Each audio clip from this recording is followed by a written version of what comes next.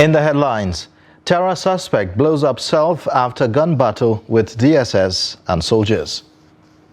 At least 20 killed following clashes over chiefdom in Taraba State. Nigeria's inflation rate rises to 22.22%. And on the foreign scene, Turkey presidential poll set for May 28 runoff as Erdogan wins 49.51% of vote. Hello and welcome to the news update on Trust TV. I am Ayuba Ilya. Thanks for joining.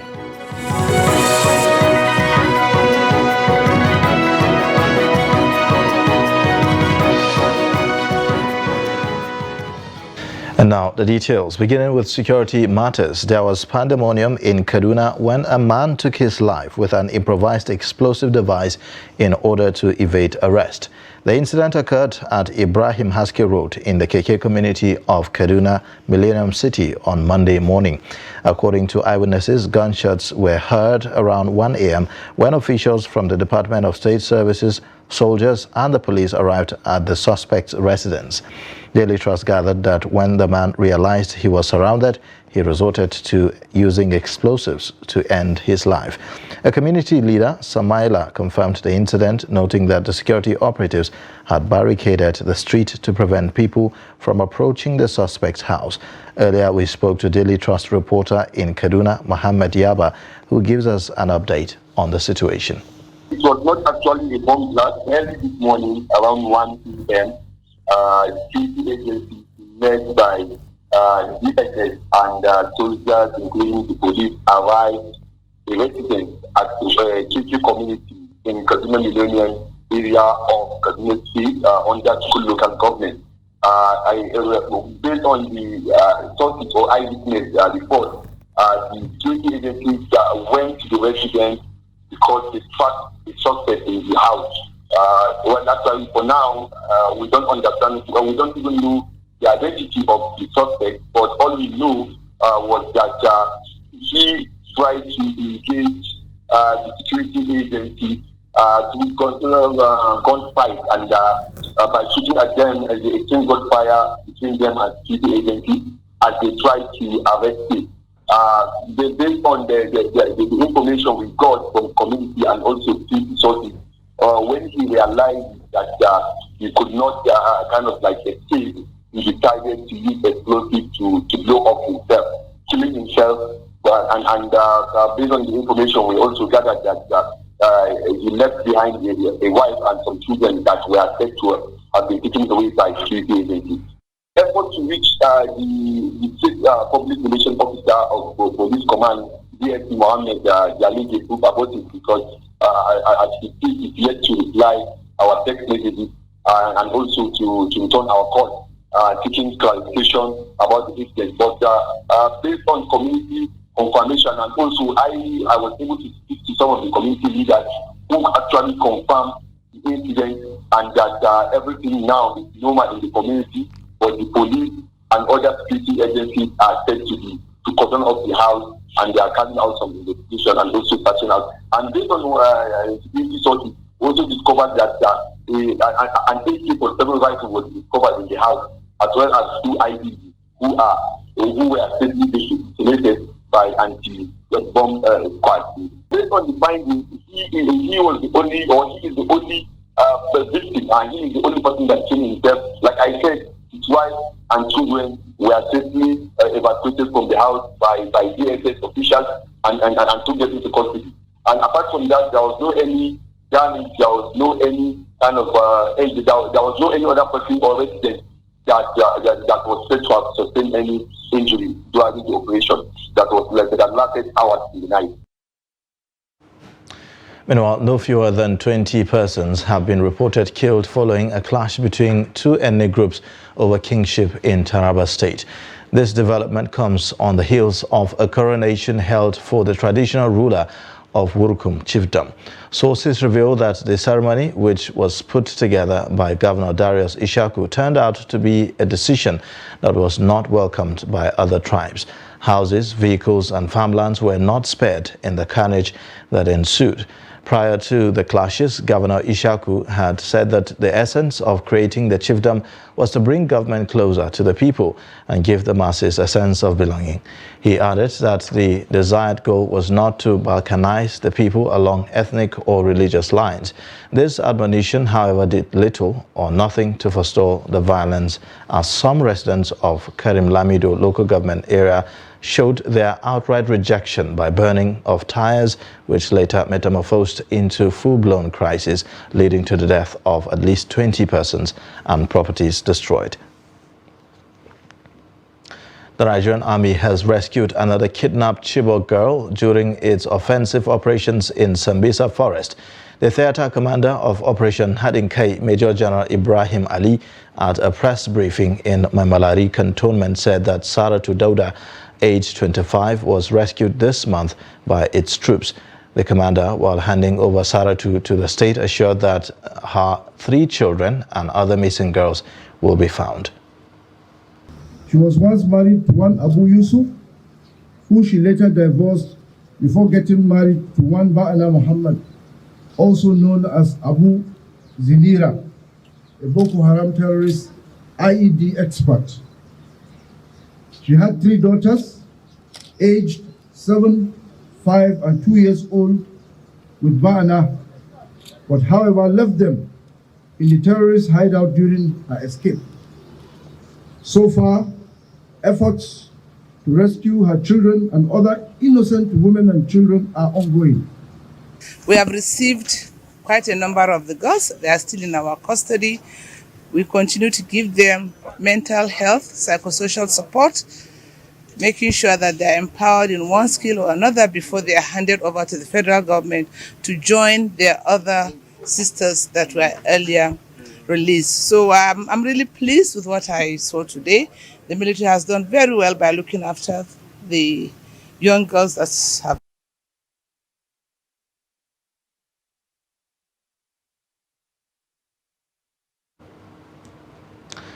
The Police High Command says it has launched a manhunt for politicians who are bent on scuttling the forthcoming May 29 inauguration of the President-elect Bola Tinubu and his vice Kashim Shettima. The Inspector General of Police Usman Baba, at a press briefing at the force headquarters in Abuja on Monday, said the operation was being carried out in collaboration with other security agencies, particularly intelligence officials.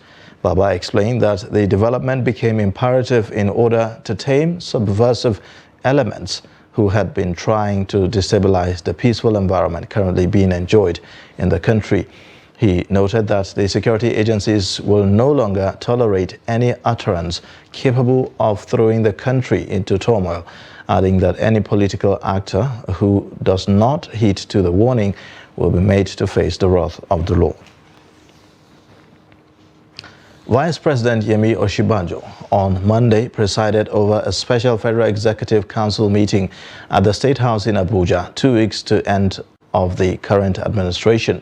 The Vice President chaired the meeting on behalf of President Muhammadu Buhari, who is still away in London on medical grounds. The special FEC meeting, which deliberated on over 30 memos emanating from various ministries and agencies of government, is apparently convened to treat a backlog of pending memos as the administration wraps up this week ahead of the May 29 handover date. President Muhammadu Buhari is expected to return to Nigeria on Tuesday to chair Wednesday's council meeting. Now, the outgoing and incoming governors of Katsina State, Aminu Bello Masari and Diko Umar Radda, have endorsed the All Progressives Congress consensus candidate for the Speaker of the incoming 10th House of Representatives, Tajuddin Abbas.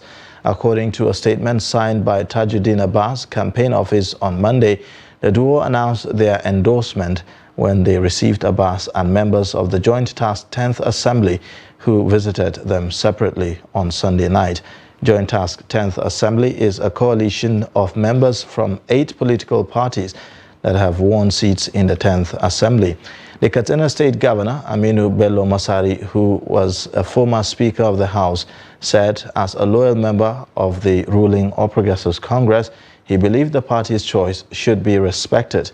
On his part, the Katsina State's Governor-elect Diko Umaru Ratna, said that they will ensure that the APC's decision on zoning was implemented to the letter. It could be recalled that Tajuddin Abbas and Benjamin Kalu were adopted by the APC as consensus candidates for Speaker and Deputy Speaker for the incoming 10th House of Representatives. Group Chief Executive Officer of the Nigerian National Petroleum Company Limited, Mele Kyari, says despite harsh operating environment, NNPC Limited is projecting a $20 billion growth in the nearest future. Kyari made the projection during a courtesy visit to Media Trust headquarters in Abuja on Monday, where he spoke on a wide range of issues around NNPCL's operations, including efforts to make country gas sufficient and increase energy security. Chamung Dabeng reports. Since its transition from a government-owned entity to being a limited liability company in July 2022, the NNPC Limited, which is the largest oil company in Africa, has been making strides to ensure that it remains a profitable organization. According to the group CEO Mele Kyari, NNPC Limited has a book value of $60 billion and projects to reach $80 billion in the near future. However, Nigeria faces a myriad of challenges affecting the certainty and progress of businesses within the nation. In this country, for you to run a kind of business now, you are subjected to over 13 taxations. You know, every state government brings out laws, regulations that will border on your investment. So we are not a predictable business environment. You have to keep certain things stable and reliable and predictable. Our fiscal environment, yes, the PIA has done great work. 90% of issues resolved, 90% of fiscal environment fixed, but we still have a challenge, because companies don't know when the next set of rules will come. That's why engaging the politicians to understand and appreciate is very, very critical. Nigeria has a proven gas reserve of about 206.53 trillion cubic feet, worth an estimated $803.4 trillion, making it the most extensive gas reserve in Africa. However, this natural reserve is yet to be fully harnessed, making it imperative for the NNPC Limited to develop strategies towards its effective utilization. And that's why we're focused on delivering gas into our country, creating the backbone infrastructure, which is very, very critical. So that is kind of intervention that we're doing to build the backbone infrastructure so that we have what we call a Y-shape, lines starting from the east, crossing into the west and all the way into the north to Kano. So you have a Y-shaped backbone infrastructure, which means that there's no part of the country which will be further than most, not all, than 400 kilometers from the major trunk line. And once you have done this, you have 8 billion scoop of gas in your network. For the next 5 to 6 years, you will have sufficient gas for you to meet your domestic need. As the rest of the world moves away from fossil fuels and focuses on clean and renewable energy, this development has raised concerns for many Nigerians, as the country's revenue heavily relied on crude oil. However, Kyari says Nigeria's case is different. You hear a lot of stories around energy transition, clean fuel, and then, of course, lack of investment in the fossil fuel industry and so on and so forth. Our case is very different. The railway system still hasn't grown to the level where we can rely on it for transportation of people, goods, and even petroleum.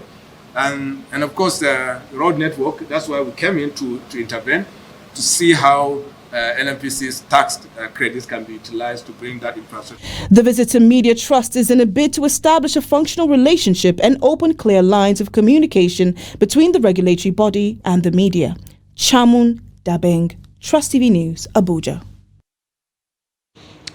No fewer than 80 officers and men of the Nigeria Immigration Service have gone on trial for indulging in collection of illegal fees for the issuance of new passports and the renewal of old ones.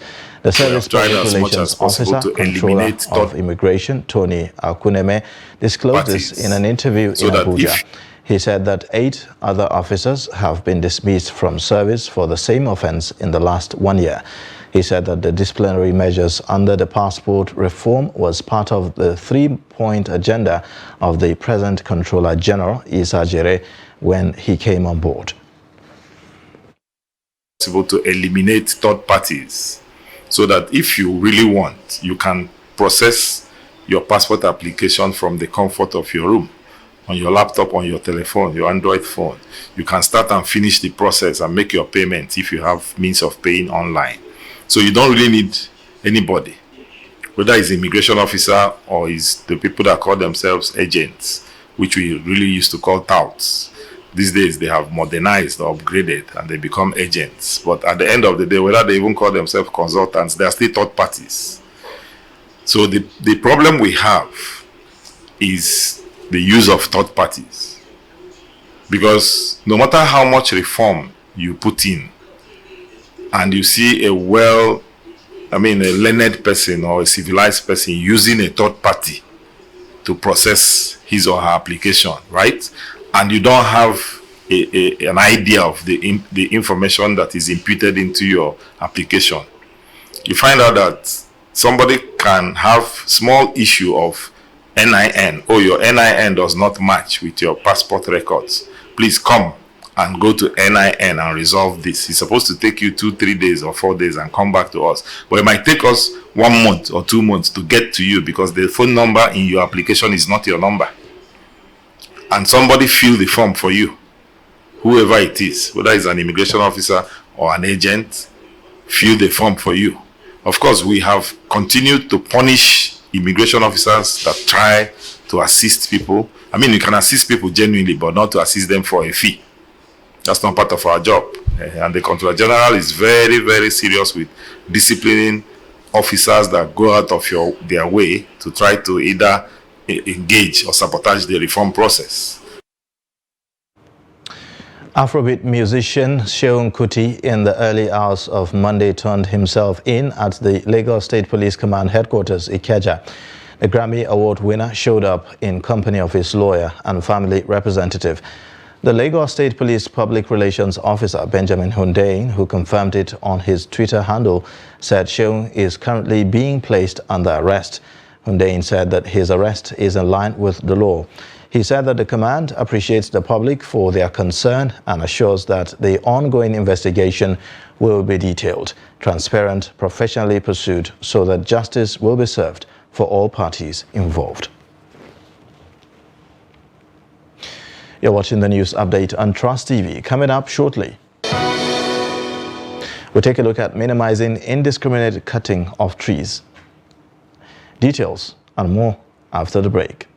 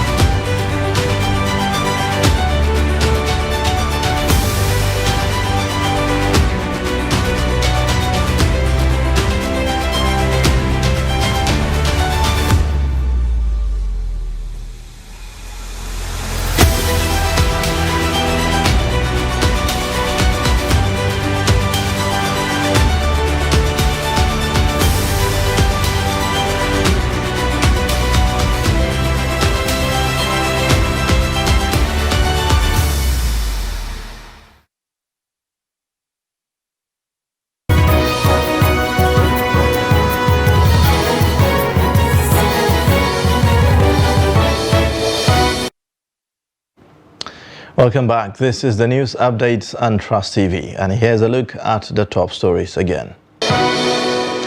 Terror suspect blows up self after gun battle with DSS soldiers.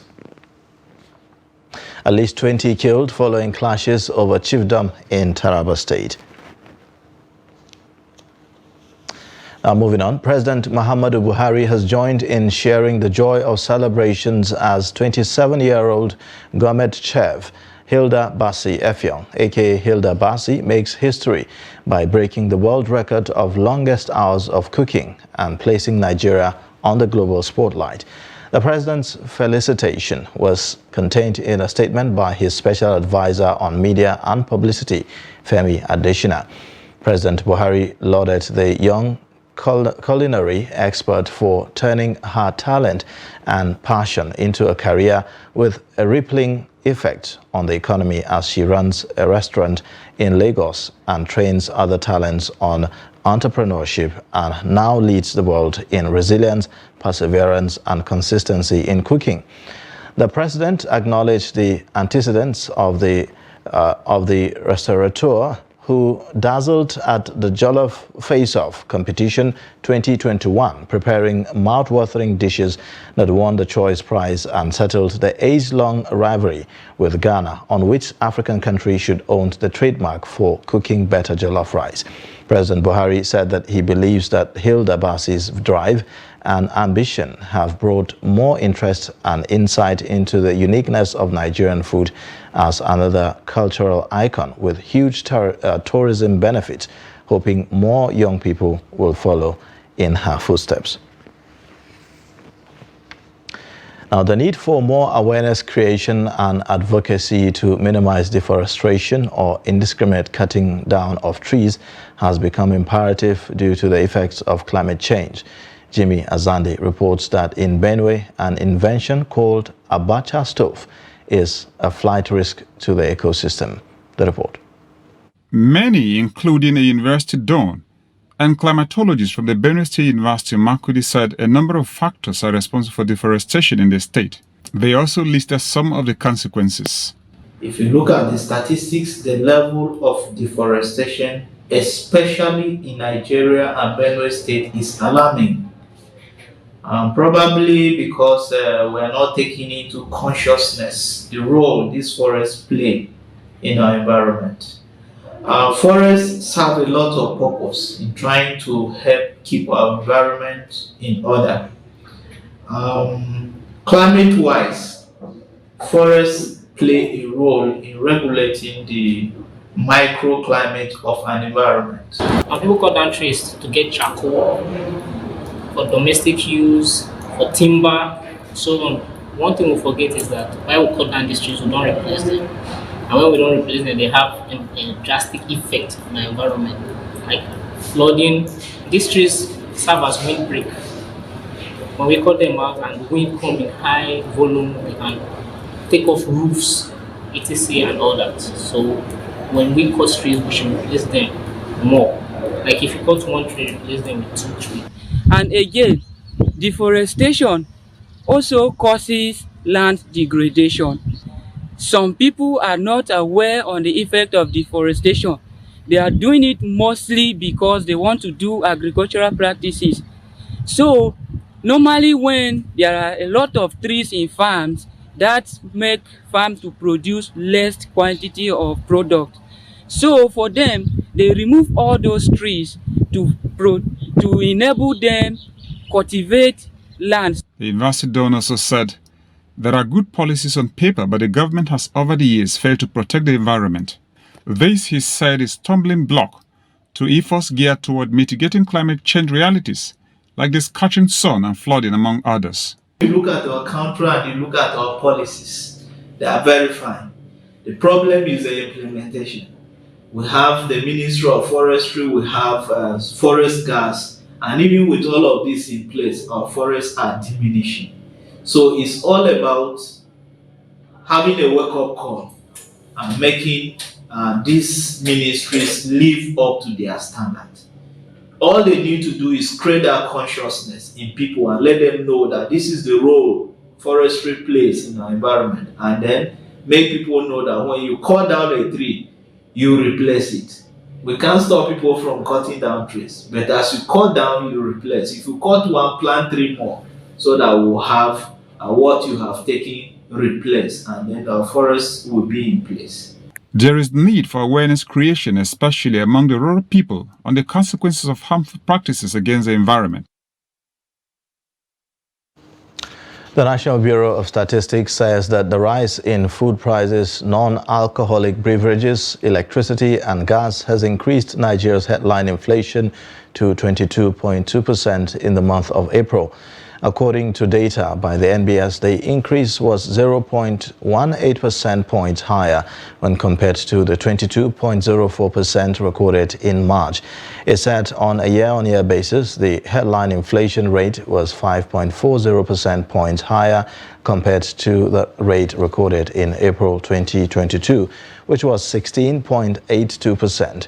It said that the food inflation rate in April 2023 was 24.61% on a year-on-year basis, which was 6.24 percentage points higher compared to the rate recorded in April 2022. On a month-on-month basis, the food inflation rate in April 2023 was 2.13% and 0.06 percentage points higher compared to the rate recorded in March 2023 at 2.07%.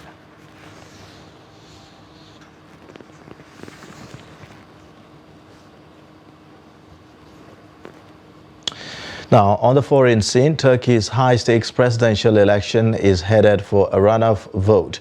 Turkey's electoral chief Ahmet Yener said, citing official results from the country's Supreme Election Council. President Recep Tayyip Erdogan took 49.5% of the Sunday's vote, with his main challenger Kemal getting 44.89%, the council said. As neither secured more than 50% of the vote, they will face off in a second round on May 28, taking Turkey into uncharted territory. This is only the third time that Turks directly voted for a president, with Erdogan winning both previous elections outright in the first round.